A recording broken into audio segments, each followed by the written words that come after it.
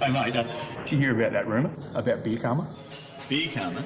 You drink one of these, and a Victorian cops one. Oh, really?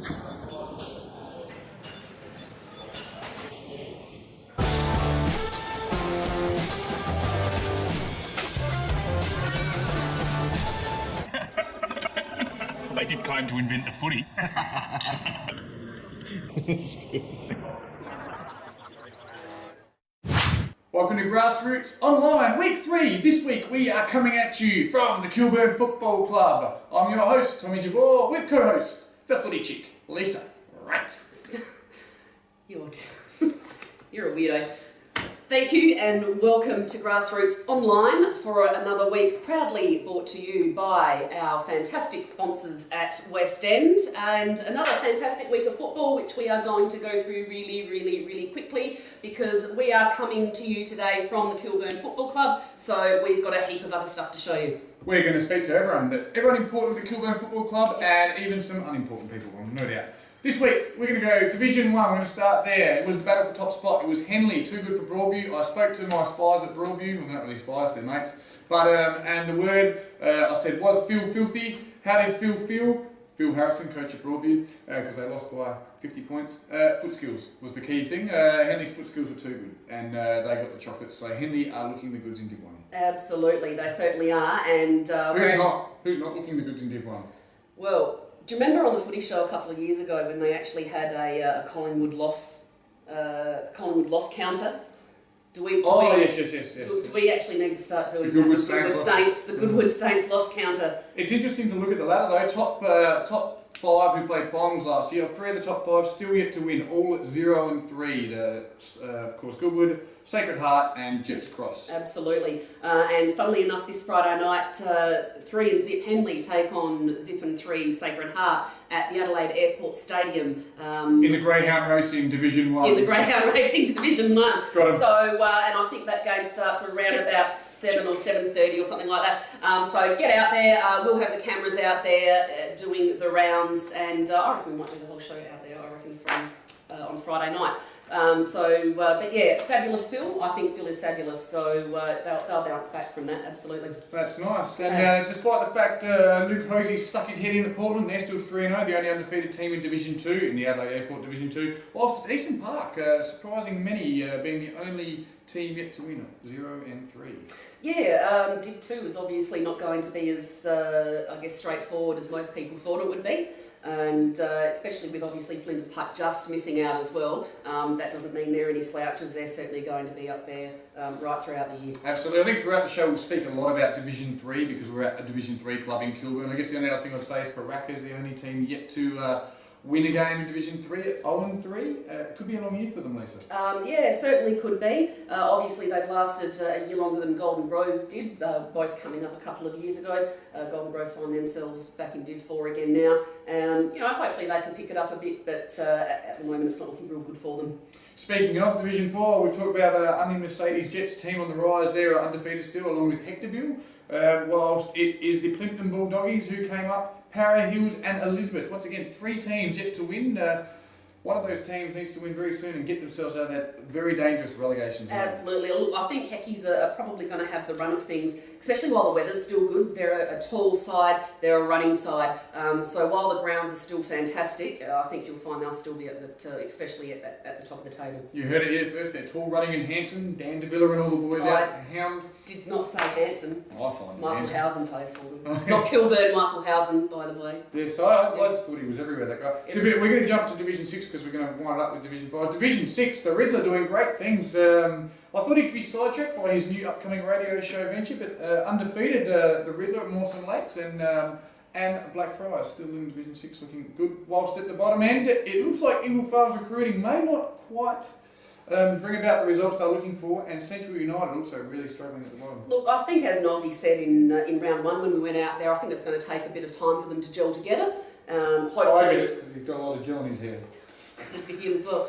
And so, as I said, they'll get their first win on the board sooner rather than later, I would think. And just news on our conversation from last week, the Riddler is actually South African. Okay, there you go. Shove that one on your stiff shizzle list. Well, this is what he says, but I reckon his players reckons he's an Eskimo. Yeah, okay, fair enough. I won't say why. Whilst we touched on Ingle Farm, if the two trainers from Ingle Farm could please stop calling me, okay? It was for television purposes only, ladies. Come on. Division 7, it is Mitchell Park, perennially strong in Division 7, and Flinders Park, who you'd expect to be good because they've been so good in C grade for so many years, haven't been made to go. They are all the rage. But let's go to Division 5. There was a big game. It was the battle for top spot. We weren't sure who would win. I was excited by it. I'm sure you were excited by it. What happened, Lisa? Well, I was excited at the beginning, but I'm probably not going to comment on our game at least anyway. Look, high scoring game, over 40 goals kicked, so, but I would just say that Planet Cream has a lot to answer for. Glenunga beat you is what we were... Yeah, let's not go there. Let's move on to Fitzroy Westminster. Really close game. 50 goals. What a shootout. It was quite amazing. I think the total was 331 points. I actually had several people contact me and say, this would be great for grassroots. Very good. Yes, it is. Absolutely. It was 26 goals, 14. Fitzroy. Westminster, 24, 17, 161. The mail is Fitzroy kicked 6 goals in the last 6 minutes to come from... And they've won 2 on the trot now, and they come up against us this week. But look, no, while I won't comment on Go the Roy's. while I won't comment on our performance on Saturday, I did, however, have a chat with Chad Burke after the game, and I got his thoughts on whether he actually ever thought that Glenunga would be 3 and zip at this point of the season. What a fantastic start to the year. Obviously, playing North Albion round 1, we didn't know what to expect with all their new players, and obviously we thought we'd assembled We thought we'd assembled a fair team, but we didn't know where we stood in regards to Div 5 coming up from Div 6. So when we beat North Haven, we thought, yep, they're the benchmark sort of thing. We've happened to get over the line, and obviously last week fortunate enough to beat Westminster, and today obviously top of the table clash we thought was going to be a real good battle, and we've managed to get that one. So yeah, 3 and zip. We've got Rosewater next week. Hopefully we can make it 4 and zip. I think Div 5 will be a lot like last year. There's anyone can beat anyone on their day. I look at the results today, and I obviously playing Kenilworth at Kenilworth last year, I didn't think they'd lose at home. It's a real tough fortress to go to, and they've lost 2 in a row at home. So it just shows you anyone can beat anyone on their day, and to have a look at the ladder, it's very even already. So to be the benchmark, maybe we'll reassess that in round 9, but not right now. Yeah, believe it or not, we are a very tall side, and we probably had a couple 6'4", 6'5" blokes not play today. So we probably got a bit more height to add to today, which on a dry day is very beneficial. And obviously we just readjust our structures, and if guys happen to get omitted due to rain, they're pretty good with it. So yes, we are a tall side, and we try to utilise it where we can.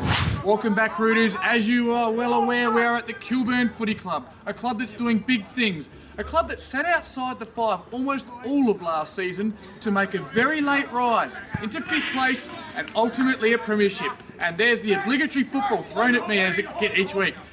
Main reason, apart from Dale A just doing great things as president, is the godfather of Kilburn. He came to the club last year, Jamie Thomas. You can see him there watching over the troops, just like his children. Tonight we're going to get a chance to chat with Jamie, with Dale, perhaps even the little kid behind Lisa who's making faces at me. But we're going to meet all the sights and sounds, see all the sights and sounds, meet the great people of the Kilburn Footy Club. Stay tuned for another exciting edition of Footy Chicks Footy Trip, including me.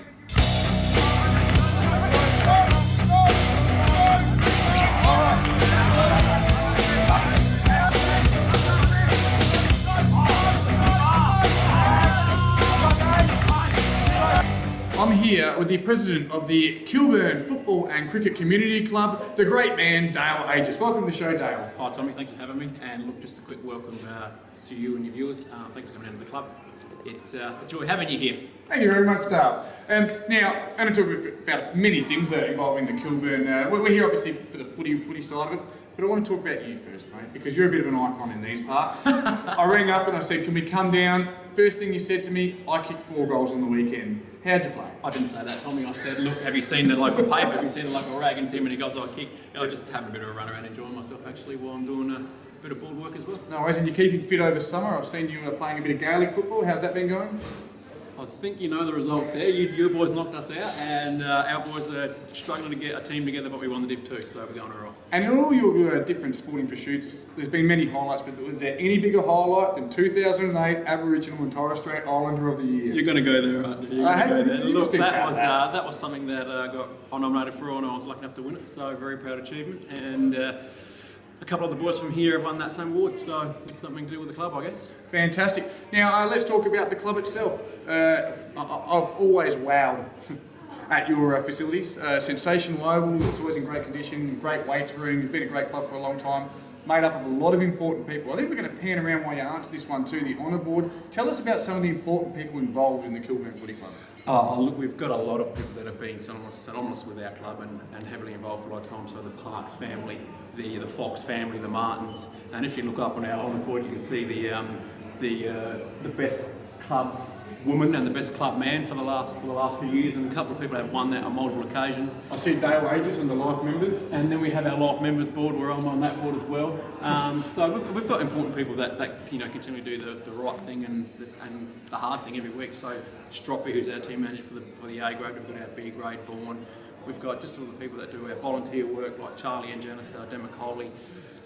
We've got bar staff and bar assistants, and we've got new trainers who are just volunteering to help their service and give their time for the club. So it always helps with any sort of volunteer we can get. Absolutely. We love it around here, and they love it too. One name I mentioned in the intro, if the intro makes the cut, was the great man Jamie Thomas, who has had a massive impact, had a lot of success at Salisbury North. He's come across premiership in the first year. Tell us about Jamie's impact. Look, the great man Jamie Thomas, you can probably see his photo up on our club wall. He was a state player here as a junior, and he's come back to the club, and look, he's experienced in his knowledge of the game and just his attraction, I guess, because he's so relatable with Passion? young guys. Would you say passion? Oh, sheer passion. Don't stand in front while Jamie Thomas speaks. You know what that is? That's spit right. Look, but he's just a full development coach with our young boys, and we've got a lot of young boys that you actually relate with and get along with it well. So, and not only that, the word's out. Jamie Thomas is here, so come and get it down and play some footy with Jamie Thomas. So it's really good. Fantastic. Now I'm going to ask you a question. Asking you, Dale Aegis, the person. Sorry for touching you there. My friend, the president, who we speak off the cup. You're 3-0. You're the president of the club. Not the company line. What do you want out of this season? Do you want to get back in Div 2? Let's be honest. Look, it's always been since our slide. I guess there was no hidden secret around our slide, and a couple of years ago, we've looked like we've consolidated ourselves in a reasonable division. This reason isn't just a walkover comp. We're not just thinking that we won last year, we're going to come and shoe in this year. If we get in a little bit of competitive nature and be able to, I guess, to get up to Div 2 or around that mark again, we've got, I guess, some things in place that can get us there, or hopefully get us there. We've got things in place if we don't. The main objective for this year is to be in competitive in a high division, and if that gets us into a scenario where we look to play finals again, well, then hopefully we've got the people in place to get us over the line. But that's wishful thinking. We're looking at, I know the cliches are going to come out, but what's happening next week, take it a week at a time, and it's absolutely true. Well, it's Pembroke this week. We wish you the best of luck with that, and really appreciate you allowing us in your wonderful club, and we look forward to a big night, and get on the sponsors product West End a bit later on, maybe. Thank you very much, Tommy. Look forward to that. All right, thanks, Dale. Thank you. Thank you.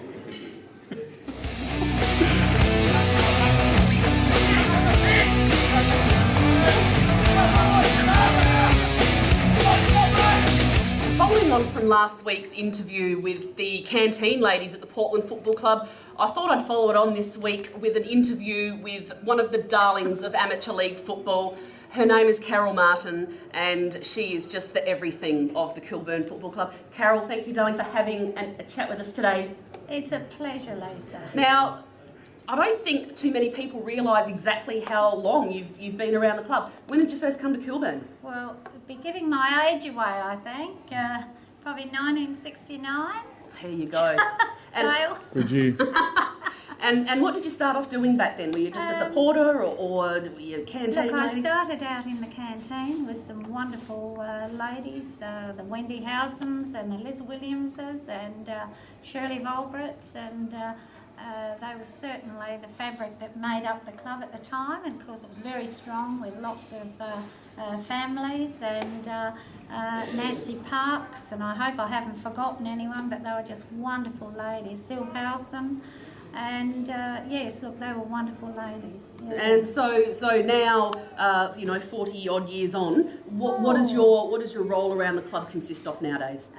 Nowadays, it's I'd like to think that I'm mentoring some of the younger ones, and I just do a bit of the office work little bit of stuff behind the scenes. Someone's got to do it. Absolutely, yes, and that's probably the hardest role because this day and age and the environment around here, you're always it's rather hard to find the finances these days, but absolutely. I think yes. just like any club, isn't it? Absolutely, with the economy at the moment, yes. So what's your favourite part of being around the club, though? Look, I think it's. I always say that it's the grassroots. It's just fabulous, and I guess you love that, the grassroots. Absolutely. But it's true, isn't it? It's really watching everybody, and especially the children. We've got 3 junior sides, and I think Sunday was absolutely fantastic because we're trying to encourage some of our new residents to play football because a lot of them like to play soccer. Yes. And Sunday we had 4 young boys, 2 twins, and their cousin, just out of the blue, somebody asked him on Saturday night, would you like to play? So that's what we're really trying to do, integrate with our new residents in the area, and if we can do that, of course we'll get back to being stronger like we used to be. Absolutely, Yes, that's fantastic. yes. Now, I mean, I guess on a seniors side of things, what's the buzz around the club like now compared to say 3 or 4 years ago?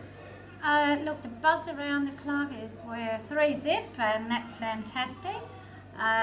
Jamie Thomas, I think the buzz is back to what it used to be in 94 and 95 and 90 and the early 90s with Stephen O'Connor. The club was so very, very strong then, and I think even talking to Stephen O'Connor recently, he feels the same buzz that we have young players. I mentioned Nancy Parks earlier, or her grandsons. We have 3 generations of the Parks boys, and I think that's what's happening, and that's a great buzz with Danny Parks, Johnny Parks and their boys playing.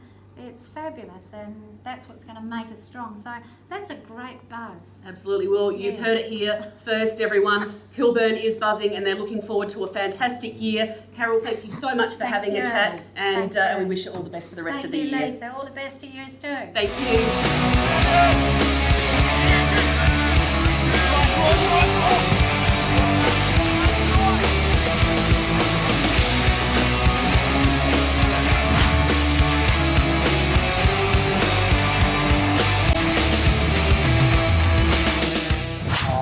My name's Kyle Parks, and I play A grade, and I play left, right, out. Tyson Thomas, and I play centre half forward for the A grade. Cameron Williams, play in the centre, play A grade. It's got to be the soup. Soup? Yeah, definitely the soup. Who makes the soup? JP does a very good job. Is that the secret weapon of the Kilburn Football Yeah, Club? I reckon it was last year. Best part about playing at Kilburn, definitely 4-4-4. And I reckon we know what we're talking about. Best thing about playing for Kilburn is getting Kyle Parks' sister to come watch us every game.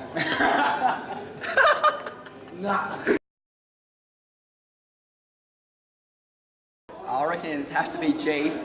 And who, full name? Scott Galbraith. Yeah, definitely. I don't know, he just loves himself, I reckon.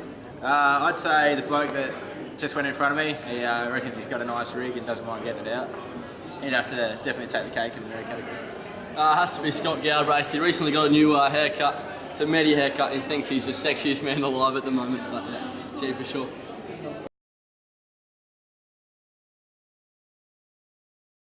Yeah, he definitely made friends with the wrong man. I heard he had a few Sam Booker shots at the club after a game one night, did a nudie run and actually got dragged through the car park by asphalt. And who was that actually dragged him? Probably our president, which... Barack Obama. Yeah, Barack Obama, I think it was him. Shedding his winter coat. Well, we've spoken to a few people at the Kilburn Football Club, but we've got the main man. I refer to him as the Godfather. A few people found that funny earlier on, but it's the coach of the Kilburn Football Club, Jamie Thomas. Yeah, thanks a lot for having me. Nice, thanks for being part of Grassroots Online. It's the support of the coaches and the clubs that's going to make this show what it is.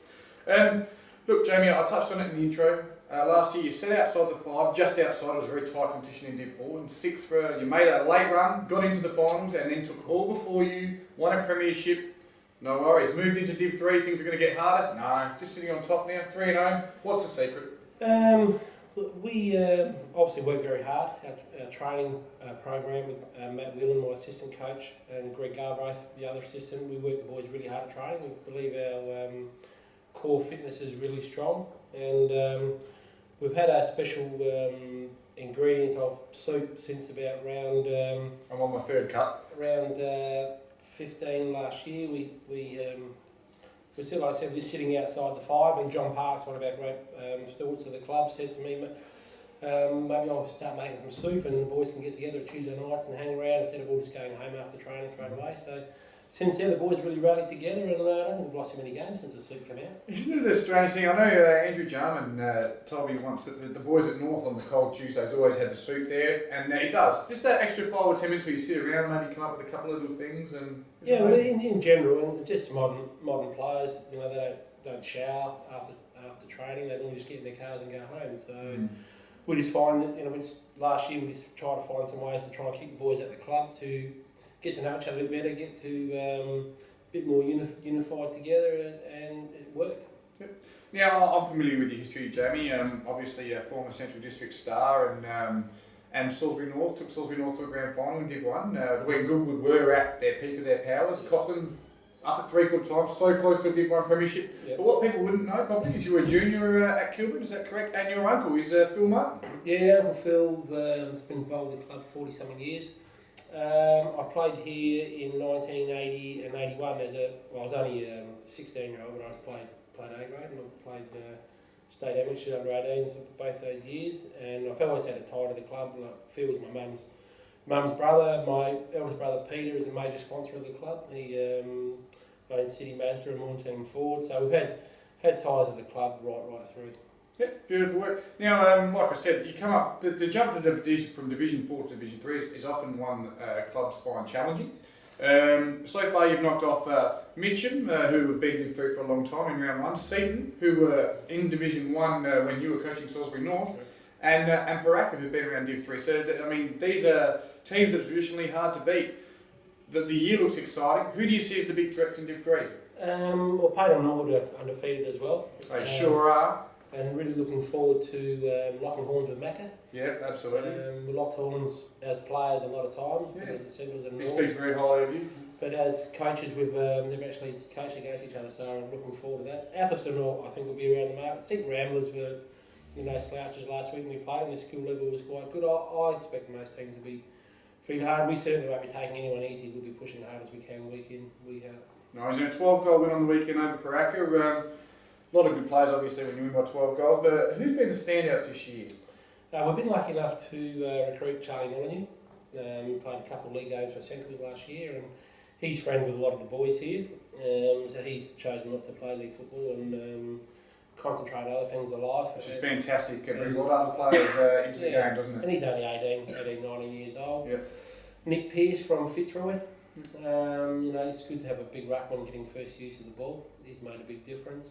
Sean Bradings from Gorda Centrals has made a big difference. He's a 6'3" wingman, and just their attitude towards the club and their teammates. And the reason those boys have come to the club is because they're mates of the players. Right, so you didn't mention your leading goal kickers this week was, of course, Housen kicking 6, McCallum kicking 5. So it's obviously very good to have forwards kicking goals. Yeah, well, Mickey Housen kicked 6 on Saturday. He kicked, I think, 52 goals last year. McCallum kicked. Claw kicked 92, I think, 90 goal kicking last year. So, they're guys that have been around the club for a few years now, and love being part of our club and get the score on the ball when it counts. Nice. Our popular theme throughout the show has been Andrew Graham is the most overrated player at the club. Would that be correct? Andy Graham. Yeah, look, when I first came to the club last year, a lot of people said to me, Andy Graham can't play, he cannot play, he's uncoordinated, he's got 2 right feet, and I judge people on what I see and how I go. And any grade's never been beaten since I've been here. Playing 4 games. We'll have to edit that. Has never been beaten. Goes about his business quite an extraordinary way. Last year he was really big on doing a lot of weights and dragging some sort of cart thing around the oval after training, and worked really hard to get himself, to a fitness level that when it comes Saturday, it's hard to beat. Yeah, well, we wish him the best of luck. Look, we really want to thank you for having us here tonight. And like I said, being part of it, we really need the club support for this to work. And I know all the boys, when I went in and got my third cup of soup, were very excited to find out who's going to be on. We wish you all the best for the year. I'm sure you're going to feature in the finals in Division 3. Yeah, look, our club has full support for amateur league and for any of these shows, grassroots shows, and we'll do whatever we can to support and promote the game of footy, and especially the amateur league. No worries. I'd just like to take a chance to thank our sponsors, right? City Mazda, Montane Ford, Daydream Pools, SA Shoulder Pavers, AGL and Sun Crane Hire, The Good Guys, Adelaide Galvanising Industries, Direct Shutters, Saharas, and there's a few other guys that just look like coming on board as well as sponsors. This club's certainly moving forward, and we're looking to a very good year and the next few years moving back into Div 1. No worries, and I'd like to thank our sponsors, the good people at West End, who very soon are going to give me those cartons they promised me, and we're going to start giving them out to all the clubs who have us at your club. Thanks very much. You've been watching Grassroots Online. And we've made our way to the end of another episode of Grassroots Online, here from the Kilburn Football Club. It's been a great show, hopefully, Elise. That it has, yes. Had fun out here tonight, and I think the Stupid Questions segment's probably my favourite. Good old stitch up with Andy Graham there, so nothing better than stitching up that man. No, well, there's a couple of better things, but we won't mention them. It's going to be a big week in football again, Lisa. We're only briefly going to touch on things. You said you were going to go have a look Friday night at Adelaide Airport Stadium, yes. So if you've got nothing better to do Friday night, bugger the Norwood game, that's boring. Go out and watch Henley and Shock battle it out. Should be a good game despite their positions on the ladder.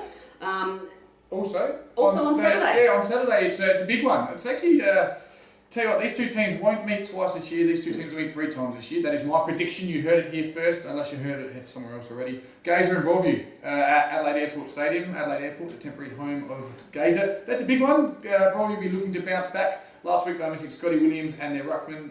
They'll be back this week, so it should be a fairly even contest, I think. Yeah, absolutely.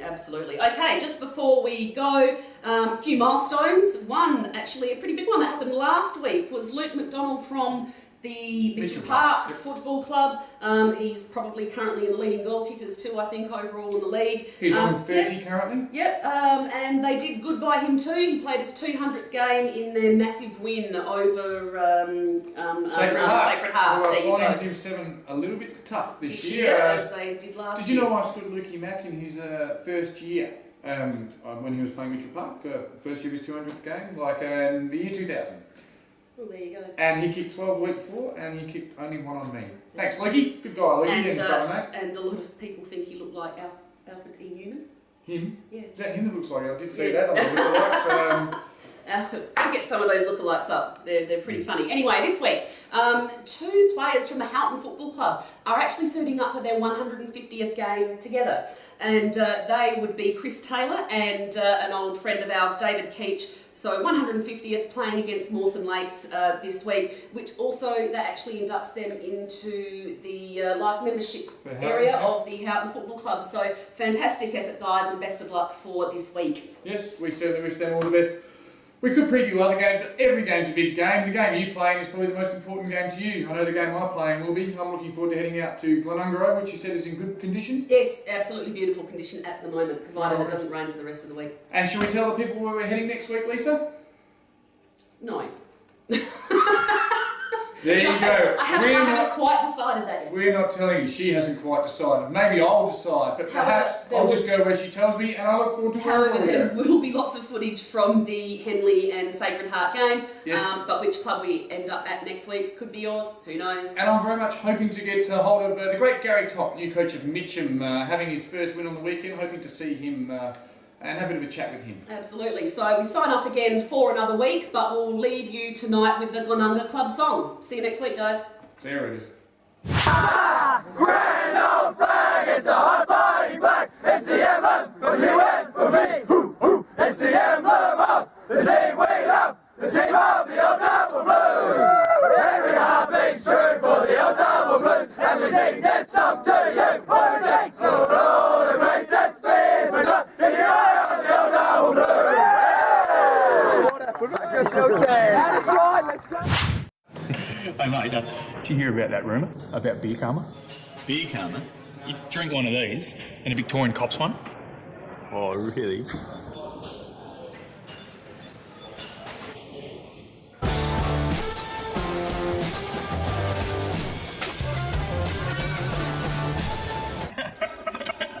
They did claim to invent the footy.